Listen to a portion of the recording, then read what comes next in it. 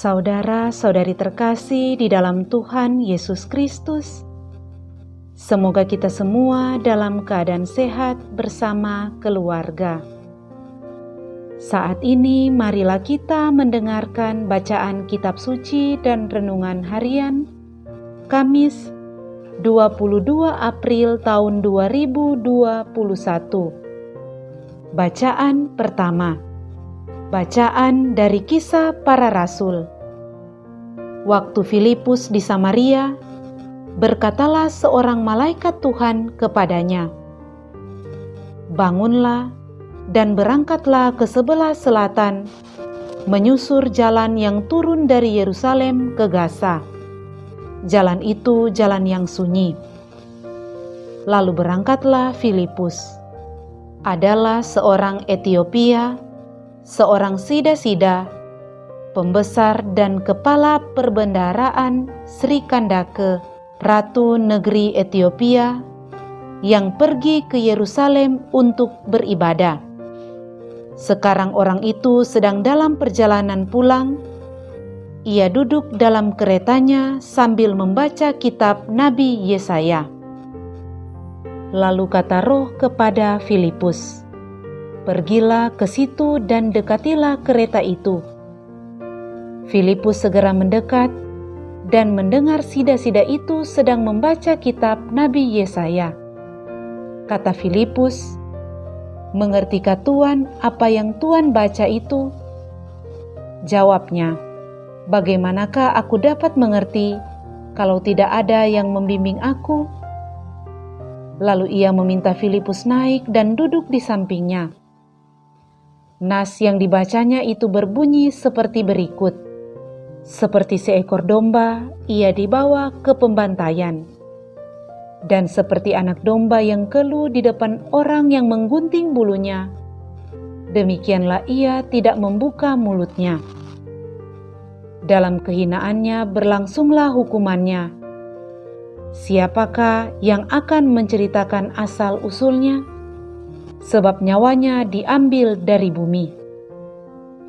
Maka kata sida-sida itu kepada Filipus, "Aku bertanya kepadamu, tentang siapakah Nabi berkata demikian? Tentang dirinya sendiri atau tentang orang lain?" Maka mulailah Filipus berbicara, dan bertolak dari nas itu, ia memberitakan Injil Yesus kepadanya. Mereka melanjutkan perjalanan dan tiba di suatu tempat yang ada airnya. Lalu kata sida-sida itu, "Lihat, di situ ada air. Apakah halangannya jika aku dibaptis?" Saud Filipus, "Jika Tuhan percaya dengan segenap hati, boleh." Jawabnya, "Aku percaya bahwa Yesus Kristus adalah Anak Allah."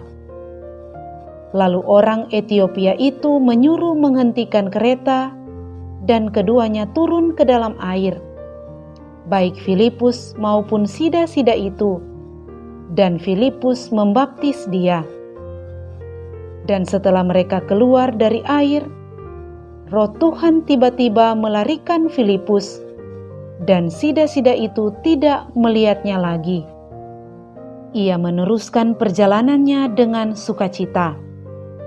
Tetapi ternyata Filipus ada di Asdod. Ia menjelajah daerah itu dan memberitakan Injil di semua kota sampai ia tiba di Kaisarea. Demikianlah sabda Tuhan. Syukur kepada Allah. Bacaan Injil. Inilah Injil Yesus Kristus menurut Yohanes. Dimuliakanlah Tuhan.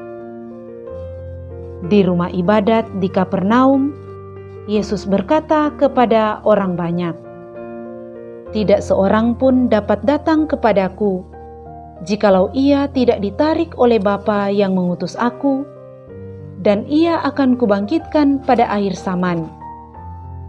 Ada tertulis dalam kitab nabi-nabi, dan mereka semua akan diajar oleh Allah. Dan setiap orang yang telah mendengar dan menerima pengajaran dari Bapa datang kepadaku, Hal itu tidak berarti bahwa ada orang yang telah melihat Bapa. Hanya Dia yang datang dari Allah, Dialah yang telah melihat Bapa.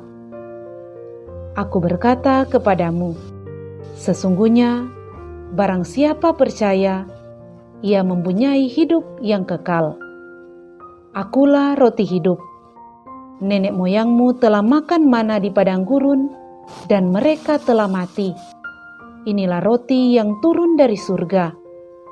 Barang siapa makan daripadanya, ia tidak akan mati. Akulah roti hidup yang telah turun dari surga. Jikalau seorang makan dari roti ini, ia akan hidup selama-lamanya. Dan roti yang kuberikan itu ialah dagingku, yang akan kuberikan untuk hidup dunia.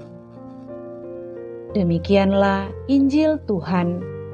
Terpujilah Kristus. Saudara-saudari terkasih di dalam Tuhan Yesus Kristus, renungan kita di saat ini diberi judul Menjadi Misionaris Keselamatan. Saudara-saudari terkasih, dalam Injil hari ini Tuhan Yesus berkata, "Jikalau seorang makan dari roti ini, ia akan hidup selama-lamanya." Saudara-saudari terkasih, inilah keyakinan yang dimiliki gereja sehingga menemukan panggilannya untuk bermisi.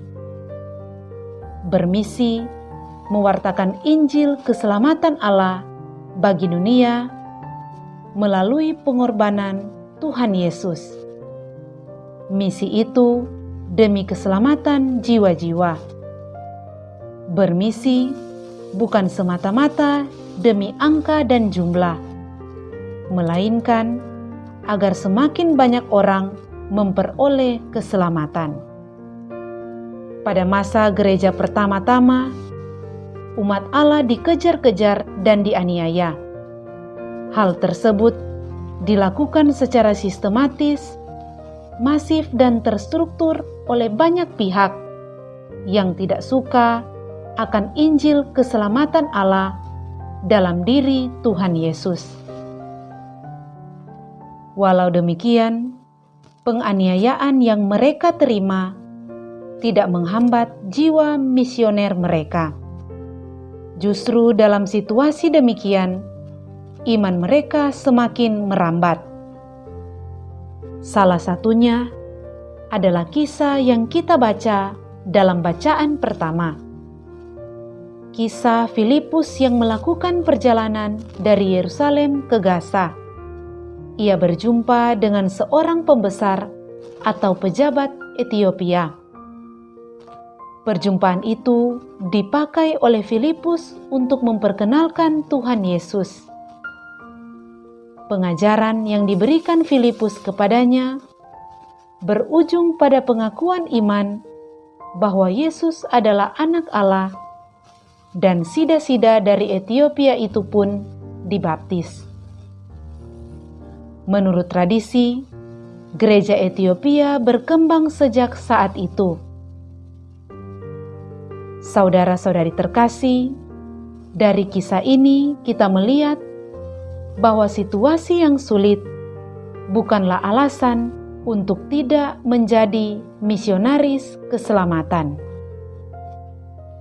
Seperti gereja perdana, kita pun dipanggil untuk berjiwa misioner apapun keadaan kita saat ini. Paus Fransiskus mengatakan bahwa bermisi adalah panggilan setiap orang Kristiani.